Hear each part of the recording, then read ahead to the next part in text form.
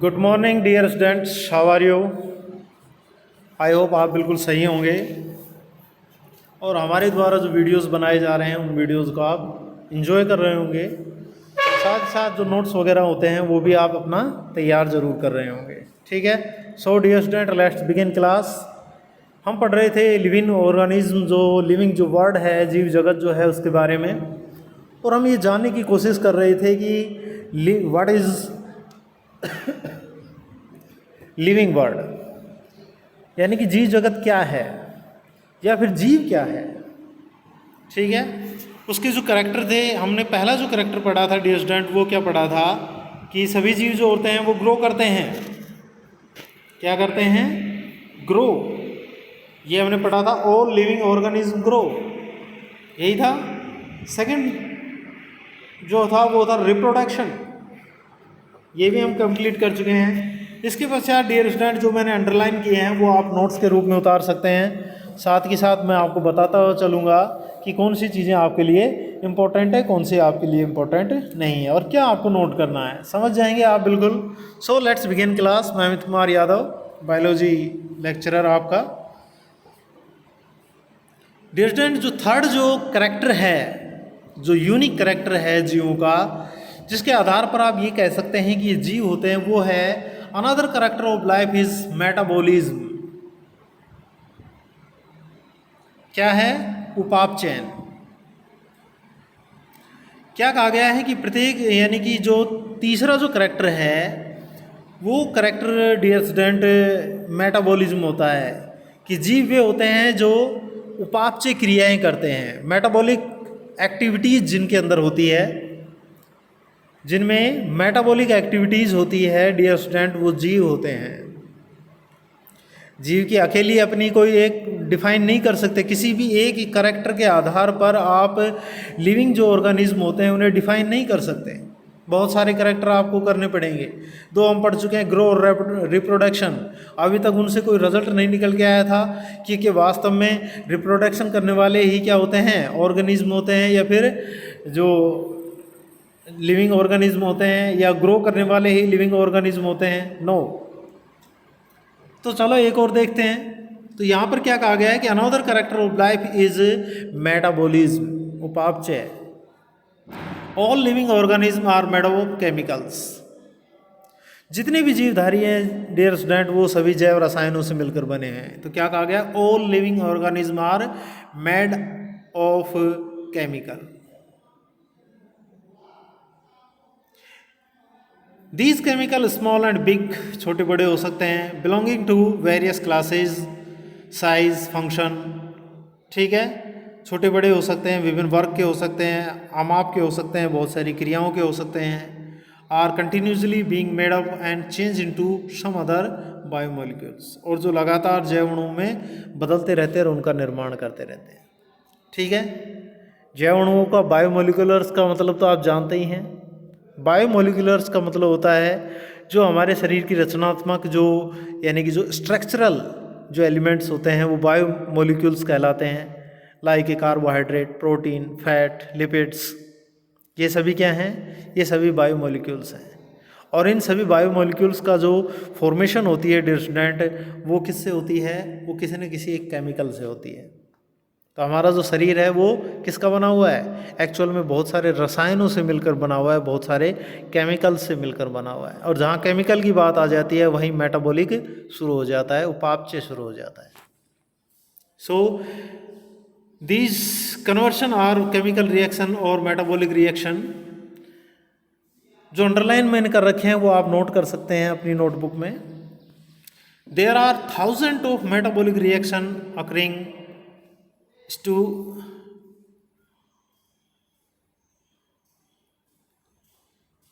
स्टूमली का मतलब क्या होता है? हाँ, मैं बनाऊंगा ना, फिर अब ये बना रहा हूँ यार। अब तू और तैयार कर ले थोड़ी देर।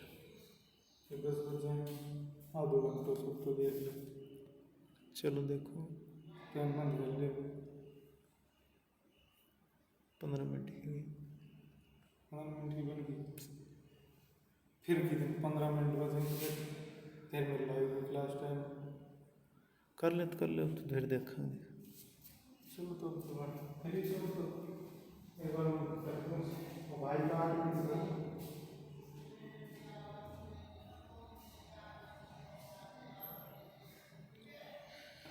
So, sorry for disturb. There are thousands of metabolic reaction occurring simultaneously, ठीक है, simultaneously inside all organism. क्या कहा गया है कि जितने भी जीवधारी होते हैं डियर स्टूडेंट, उनके अंदर हजारों उपचार क्रियाएं जो होती हैं वो लगातार चलती रहती है. कंटिन्यूसली भी आप लिख सकते हैं इसमें आप. There are thousand of metabolic reaction occurring continuously inside the all organism, all living organism, be they unicellular और मल्टीसेलुलर, जो कि ठीक है कैसी हो सकती हैं, जो कि एक कोशिकीय और बहुकोशिकीय दोनों प्रकार की हो सकती हैं. All plant, animal, fungi and microbes exhibit metabolism. सभी पौधे, प्राणी, कवक वगैरह जो सूक्ष्म जीव होते हैं उनमें उपापचयी क्रियाएं होती हैं. ठीक है. The sum total of all the chemical reaction occurring in our body it metabolism. तो मेटाबॉलिज्म की अगर परिभाषा की बात करें तो क्या कहेंगे? The sum total of all chemical reaction occurring in our body is metabolism. Dear student, हमारे शरीर में होने वाली सभी रासायनिक जो क्रियाएं होती हैं वो मेटाबॉलिज्म है. क्या आप मुझे बता सकते हैं कमेंट करके कि किन्हीं 3 मेटाबॉलिक रिएक्शन का नाम बताना है आपको मेरे को. कितने बच्चे बता पाते हैं? देखते हैं, दिखा. ठीक है. आपको सिर्फ मेरे को क्या बताना है कि नहीं 3 मेटाबॉलिक रिएक्शन का नाम बताना है जो हमारे शरीर में कंप्लीट होती हैं मानव में. कितने बच्चे बता पाते हैं? देखते हैं मेटाबॉलिक रिएक्शन के नाम. ठीक है. जो कि ह्यूमन जो बॉडी होती है उसमें कंप्लीट होती हैं. और किन्हीं 2 मेटाबॉलिक रिएक्शन का नाम बताना है जो प्लांट सेल्स में कंप्लीट होती है. 3 ह्यूमन सेल्स में और 2 आपको बतानी है प्लांट सेल्स में. देखते हैं कितने बच्चे बता पाते हैं और कितना समझें इस टॉपिक को आप. आगे देखिए. Non living object exhibited metabolism. निर्जीव जो होते हैं उनमें उपापचयी क्रियाएं नहीं होती. आ गया रिजल्ट. तो हम कह सकते हैं कि जो सजीव होते हैं वो क्या करते हैं? मेटाबॉलिक रिएक्शन करते हैं. Metabolic reaction can be demonstrated outside the body in cell free system. शरीर के बाहर कोशिका मुक्त तंत्र में उपापचयी क्रियाएं प्रदर्शित हो सकती हैं. An isolated metabolic reaction outside the body of an organism. और हमारे शरीर की जितनी भी मेटाबॉलिक जो रिएक्शन होती है डियर स्टूडेंट, उन्हें हम आइसोलेट कर सकते हैं, पृथक कर सकते हैं बाहर. ठीक है. So perform in a test tube in neither living nor non living. अतः उपापचयी क्रियाएं जीवों के विशिष्ट गुण के रूप में परिभाषित हैं, जबकि पात्र में एकाकी उपापचयी क्रियाएं जैविक नहीं है, यद्यपि निश्चित ही जीविक क्रियाएं. कहने का मतलब यह है कि अगर हम इन्हें लैब के अंदर इनको कंप्लीट कराएं. डियर स्टूडेंट, यहाँ पर बात जो समझने की है वो क्या है कि हम बता रहे हैं कि जीव होते हैं जो मेटाबॉलिक रिएक्शन जिनके अंतर्गत होती है या मेटाबॉलिक एक्टिविटीज जिनमें होती है. लेकिन डियर स्टूडेंट, ये जो मेटाबॉलिक रिएक्शन हमारे शरीर में होती हैं इन्हें हम बाहर परख नली में इन विट्रो लैब के अंदर भी कंप्लीट करा सकते हैं. तो ये तो नहीं कह सकते कि केवल उपापचयी क्रियाएं जो है वो सजीवों में ही होती हैं, बाहर भी तो करा सकते हैं. लेकिन फिर भी metabolism is a defining feature. Note कर लीजिए जो अंडरलाइन कर रखा है मैंने. Metabolism is a defining feature of all living organism without exception. Exception मतलब बिना किसी अपवाद के मेटाबॉलिज्म जो होता है वो एक बहुत ही यूनिक कैरेक्टर बन सकता है, एक डिफाइनिंग कैरेक्टर, एक डिफाइनिंग फीचर होता है. So metabolism is a defining feature of all living organism without exception. Isolated metabolism reaction in vitro are not living things but a surely living reaction. अतः हम कह सकते हैं hence cellular organism of body is the defining feature of life form. ठीक है, जीवित हो सकती हैं। अतः शरीर का कोशिका संगठन जो है वो जीवन स्वरूप का सुस्पष्ट अभिलक्षण होता है dear student. Cellular organisation and cellular organisation यानी कि कोशिकीय जो संगठन होता है of the body in the defining feature of life form. केवल जीवों में ही सेलुलर ऑर्गेनाइजेशन पाया जाता है, जो नॉन लिविंग होते हैं उनमें सेलुलर ऑर्गेनाइजेशन नहीं पाया जाता।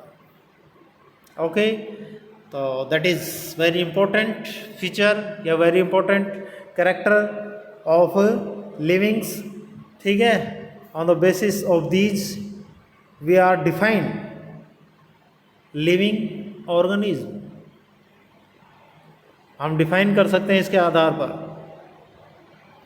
सो आगे देखते हैं, परहैप्स शायद the most obvious and technically complicated feature of all living organism in this ability of sense their surrounding or environment and respond to these environmental stimuli which could be physical, chemical or biological। क्या बात है, बहुत important line लिखी गई है।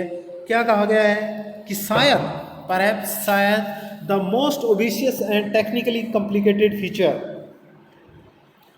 सबसे पेचीदा जो अभिलक्षण है, स्पष्ट, ओबिशियस मीन्स द मोस्ट ओबिशियस मीन्स सबसे स्पष्ट एंड टेक्निकली कॉम्प्लिकेटेड फीचर जो है ऑफ ऑल लिविंग ऑर्गेनिज्म, ध्यान से सुनना, इज दिस, क्या है, ability to sense their surrounding, या फिर क्या कह सकते हैं, ability to sense their environment, ability to sense their environment, अपने आसपास के पर्यावरण के जो उद्दीपन होते हैं ना डियर स्टूडेंट, ठीक है, and response to these environmental stimuli which could be physical, chemical और बायोलॉजिकल। क्या कहा गया है कि अगली जो परिभाषा डियर स्टूडेंट जो निकल के सामने आती है, अगला जो कैरेक्टर जो सामने आता है वो है सेंस। लिविंग ऑर्गेनिज्म जो होते हैं वो सेंस कर सकते हैं अपने एनवायरनमेंट से संबंधित जो फैक्टर होते हैं उनको, और उनके प्रति क्या कर सकते हैं, जो स्टिमुलाई हैं उनके प्रति रेस्पॉन्स दे सकते हैं। कुछ स्टिमुलाई और उनके प्रति जो रेस्पॉन्स होते हैं उनके मैं एग्जांपल बताता हूँ आपको। जैसे मान लीजिए कि आपका जो आप टच कर जाते हैं किसी भी हॉट सरफेस को, आप किसी भी गर्म सतह को छू जाते हैं तो क्या होता है, झट से हाथ हटा लेते हैं। ऐसा ही होता है नहीं, बिल्कुल होता है। तो छूना, हॉट सरफेस को जो टच करना है डियर स्टूडेंट, वो टच करना क्या है, वो स्टिमुलाई है जो एब्जॉर्व किया आपकी स्किन ने और तुरंत उसके प्रति रेस्पॉन्स हुआ, आपने झट से हाथ हटा लिया। ऐसे में इन्वायरमेंटल जो कंडीशन होती है उनके प्रति भी सेंस दिखाते हैं। लाइक जैसे मान लीजिए ठंड है, विंटर है, बिल्कुल सर्दी लगी है, आपको बहुत तेज कड़ाके की सर्दी है और सर्दी लग रही है, तो ऐसी स्थिति में आपके शरीर में क्या परिवर्तन होता है डियर स्टूडेंट, आपके शरीर के रोंगटे खड़े हो जाते हैं कि नहीं। सो सर्दी लगना क्या है, एक स्टिमुलाई है, इन्वायरमेंटल स्टिमुलाई है, और आपके शरीर के रोंगटे खड़े होना क्या हो जाएगा, रेस्पॉन्स हो जाएगा। ऐसे ही तेज़ प्रकाश जो होता है, धूप में जब आप निकलते हैं तो क्या होता है, जैसे ही आप धूप में निकलते हैं वैसे ही क्या हो जाता है डियर स्टूडेंट, आपकी आंखें बंद हो जाती हैं। तो प्रकाश क्या है, लाइट क्या है, एक इन्वायरमेंटल स्टिमुलाई है, एंड पलकों का झपकना, उनका बंद हो जाना, and close your I is response. वो क्या हो गया, वो रेस्पॉन्स हो गया। समझ रहे हो मेरी बात को। सो नेक्स्ट जो बेस्ट जो ओबिशियस है टेक्निकली कॉम्प्लिकेटेड फीचर जो है सभी लिविंग ऑर्गेनिज्म का डियर स्टूडेंट, वो है sense their environment and response, और उसके प्रति क्या करना, रेस्पॉन्स करना। विच कुड बी फिजिकल, केमिकल और बायोलॉजिकल, जो कि कैसा हो सकते हैं, जो कि फिजिकली हो सकते हैं और केमिकली हो सकते हैं और बायोलॉजिकल हो सकते हैं। समझ रहे हो मेरी बात को। We sense our environment through our sense organ, और हम सबसे बड़ी बात क्या है कि ये जो स्टिमुलाई है डियर स्टूडेंट, ठीक है, इन्हें हम सेंस किसके माध्यम से करते हैं कि हमारे शरीर में कुछ सेंस ऑर्गन होते हैं। तो नेक्स्ट क्वेश्चन है जो कमेंट करके बताना है आपको डियर स्टूडेंट, सिर्फ ये बताना है मेरे को, क्या बताना है कि हमारे सेंस ऑर्गन कौन कौन से हैं। चलो देखते हैं कितने बच्चे इस चीज़ को बता पाते हैं। Okay good. Plant response to external factor like light, water, temperature, other organism, pollution या pollutant etc. all organism for the prokaryotic to the most complex eukaryotic can sense and response to environmental cure. So dear student, ये बाकी बातें जो मैंने अभी बताई हैं वो सारी हैं, आपको सिर्फ अंडरलाइन वाली जो बातें हैं वो समझनी है। इसके पश्चात मैं देखता हूँ ऑर्गेनिज्म, नेक्स्ट जो अंडरलाइन है वो क्या कह रही है, all organism therefore are awareness of their surrounding. Human being is only organism who is aware of himself, यानी कि उसके अंदर चेतना होती है, सोचने की, समझने की क्षमता होती है। जैसे मान लीजिए कि एक पशु है, उसको अगर कड़ाके की ठंड लग रही है तो वो क्या करेगा, वो अपने को छुपाने का प्रयास तो बहुत कम करेगा, ठीक है, ज़्यादा से ज़्यादा वो एक जगह इकट्ठा होकर बैठ जाएगा, दैट इज़। लेकिन डियर स्टूडेंट, अवेयरनेस का मतलब क्या होता है, चेतना का मतलब क्या होता है, जो कि केवल ह्यूमन में पाई जाती है, ह्यूमन बीइंग में पाई जाती है। कि आपको ठंड लगेगी तो आपका शरीर तो अनुक्रिया कर ही रहा है, शरीर तो रेस्पॉन्स कर ही रहा है, लेकिन केवल उस रेस्पॉन्स से पार थोड़ी पड़ रही है। इसलिए क्या करेंगे, आप गर्म कपड़े पहन लें। तो डियर स्टूडेंट, गर्म कपड़ों का पहनना ही क्या है, अवेयरनेस है। समझ गए? गर्मी लग रही है, पंखा चला दिया आपने, ये अवेयरनेस है। आई होप आप सभी इस चीज़ को समझ रहे हैं। सो हम कह सकते हैं कि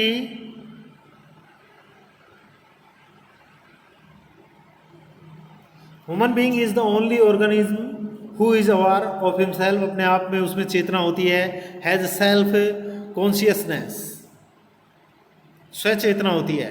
सो consciousness therefore become the defining property of living organism. So next जो क्या है वो है कॉन्शियसनेस, चेतना। चेतना भी होनी चाहिए,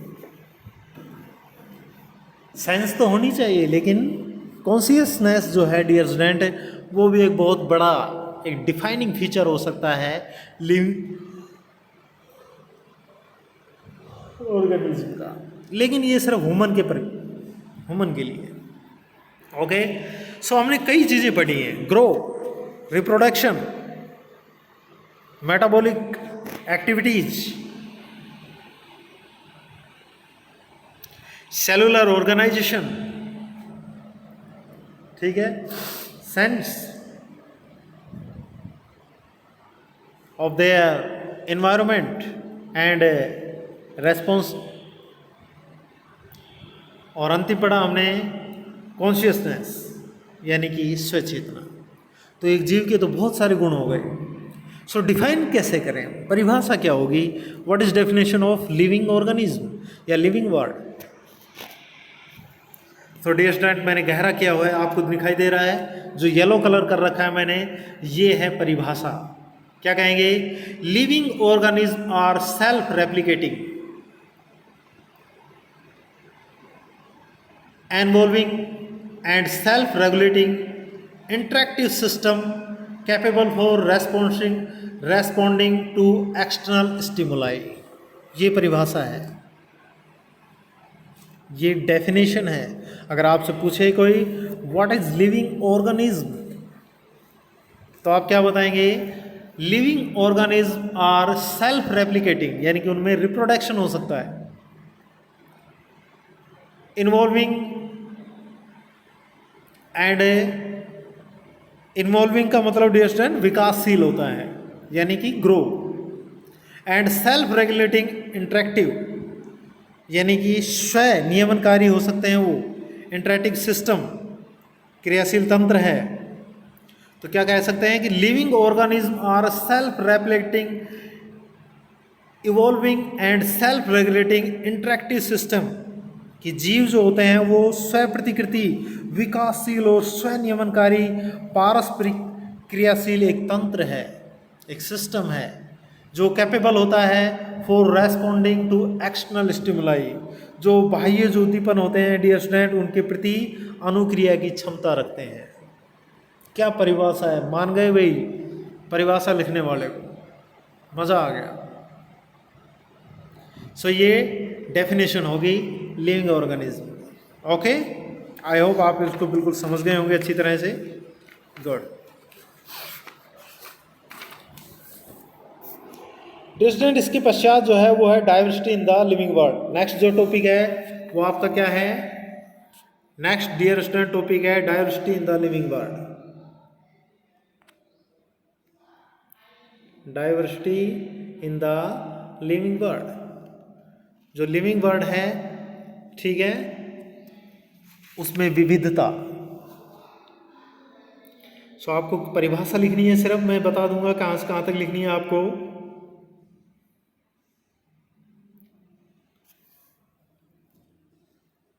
मैं इसको भी येलो कर देता हूँ, जो डेफिनेशन है इसकी समझा दूंगा वैसे मैं आपको।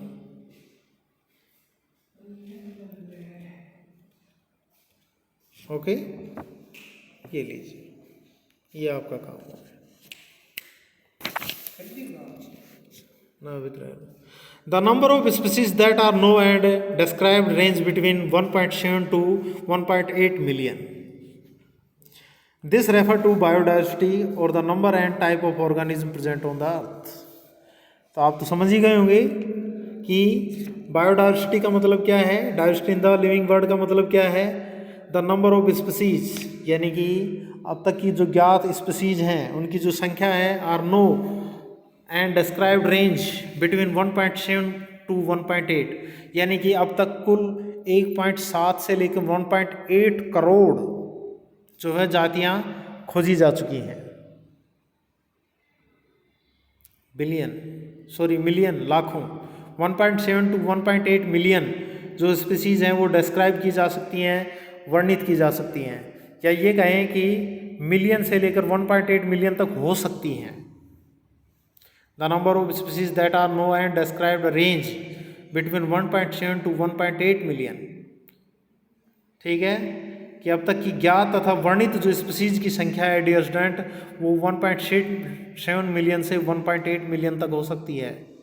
और दीज रेफर टू बायोडाइवर्सिटी, इसे ही हम क्या कह सकते हैं, जैव विविधता कह सकते हैं। और the number and type of organism present on the अर्थ, अथवा पृथ्वी पर स्थित जीवों की संख्या तथा प्रकार कह सकते हैं। We should remember here that as we explore new areas and even old ones, new organisms are continuously being identified।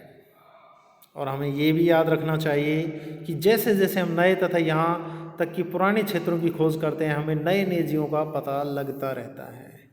लेकिन आपको तो सिर्फ परिभाषा से मतलब है। परिभाषा का मतलब, बायोडाइवर्सिटी का मतलब कि इस प्लानेट पे, पृथ्वी के ऊपर, अर्थ जो है हमारी जो पृथ्वी है डियर स्टूडेंट, प्लानेट जो अर्थ है, इसके ऊपर जितनी भी स्पीसीज पाई जाती हैं, ठीक है, ज्ञात जो ऑब्जर्व जो स्पीसीज हैं, ठीक है, वर्णित जो स्पीसीज हैं, वो स्पीसीज ही क्या कहलाती हैं, बायोडाइवर्सिटी कहलाती हैं। क्या कहलाती हैं, बायोडाइवर्सिटी कहलाती हैं। As stated early there are million of plant and animals in the world. आप जानते हैं कि ऊपर बताया गया है कि विश्व में कई मिलियन पौधे और प्राणी हैं। We know the plant and animals in our own area by their local names. और क्या कहा गया है, बहुत इंपॉर्टेंट है, इसे भी आप इंपॉर्टेंट लिख सकते हैं, नोमेकल्चर के रूप में हम आपको बताने की कोशिश कर रहे हैं। ठीक है, there are million of plant and animals in the world. बहुत सारी जातियां जो होती हैं धरती पर हैं। We know the plant and animals in our own area by their local name. और ये जो जीव होते हैं, जो प्लांट्स होते हैं या फिर जो एनिमल्स होते हैं डियर स्टूडेंट, ये अपने अपने अपने क्षेत्र में अपने अपने नाम से जाने जाते हैं। फॉर एग्जांपल मैं आपको बताऊं, जैसे व्हीट, गेहूं, हमारे क्षेत्र में इसे गेहूं कहा जाता है या नहीं, लेकिन इंग्लैंड में उसे व्हीट कहा जाता है। आई होप दूसरे किसी कंट्री में उसे किसी दूसरे नाम से जाना जाता हो, तो हो गई ना गड़बड़। So this local name would vary from place to place and within a country. और डियर स्टूडेंट, ये स्थानीय जो नाम होते हैं एक ही देश में विभिन्न विभिन्न स्थानों पर बदलते रहते हैं। Even within a country probably you would recognise the confusion that would be created if we did not find way and means to talk to each other. यदि हमने ऐसी कोई विधि नहीं निकाली जिसके द्वारा हम किसी जीव के विषय में चर्चा कर सकें, जो शायद इससे भ्रमकारी स्थिति पैदा हो सकती है, कह सकते हैं कन्फ्यूजन हो सकता है, क्योंकि पता ही नहीं कौन किसके बारे में क्या बात कर रहा है। सो क्या हुआ? To refer the organism we are talking about, hence, क्या बात है। आपको टॉपिक डालना है ये जिसे मैं गहरा कर रहा हूँ, ये वाला जो ऑलरेडी पहले ही गहरा है, लेकिन हम इसे और भी गहरा कर देते हैं। ठीक है, नोमेनक्लेचर, ये डियर स्टूडेंट आपको टॉपिक डालना है, समझ गए? नोमेनक्लेचर। नोमेनक्लेचर का मतलब क्या है? नाम पद्धति। अब परिभाषा क्या लिखेंगे डियर स्टूडेंट, जिसे मैं अंडरलाइन कर देता हूं, वो आप परिभाषा लिख सकते हैं, बिल्कुल सिंपल।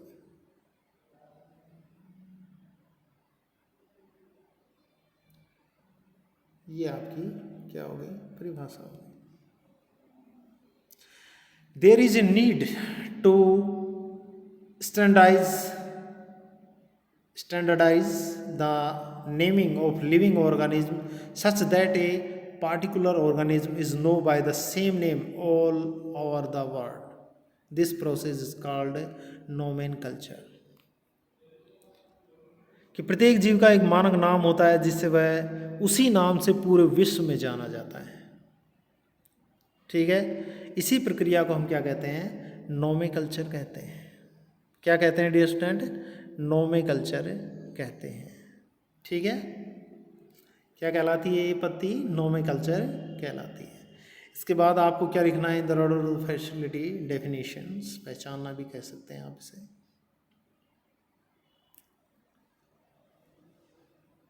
इसी के अंदर आप आगे लिख लेंगे ये चीज़ें। ठीक है, मैं लिख देता हूँ, आपको दिक्कत नहीं आएगी। यहाँ तक अंडरलाइन कर देता हूँ। In order to facilities the study, अध्ययन को सरल बनाने के लिए, नंबर ऑफ साइंटिस्ट, बहुत सारे वैज्ञानिकों ने have established procedure to assign a scientific name to each known organism. प्रत्येक जो ऑर्गेनिज्म होता है डियर स्टूडेंट, उसे नाम देने की एक प्रक्रिया बनाई। This is acceptable to biologist all over the world, जिसे सभी जो जीव वैज्ञानिक हैं उन्होंने स्वीकार किया। For plant, scientific name are based on agreed principle and criteria which are provided in the international code for botanical nomenclature ICBN। ये तो किसके लिए दिया गया? देखो क्या लिखा गया है? For plant, for plant, for plant जो होता है scientific name are based on agreed principle and criteria which are provided in the international code for botanical nomenclature. ठीक है, जबकि are animals named, animal taxonomists have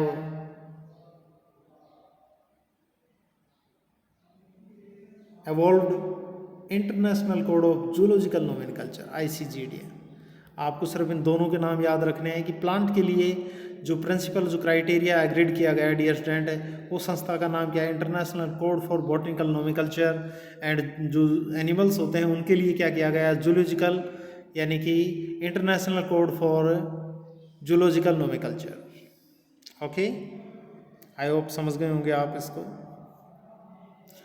आज के video में इतना ही। उसके पश्चात नेक्स्ट में हम आपको जो है द्विनाम पद्धति जो होती है इनकी और उसके जो तरीके होते हैं उनके बारे में बताएंगे। ठीक है ना, ये जो 4 तरीके हैं इनके बारे में। ठीक है, जो गहरा किया हुआ है, जो अंडरलाइन किए हुए हैं, ये आपके नोट्स के लिए हैं। मैंने समझा आपको बिल्कुल करेक्टली दिया है। ठीक है, मिलते हैं नेक्स्ट वीडियो में। तब तक खुश रहिए, मुस्कुराते रहिए। Goodbye, have a nice day.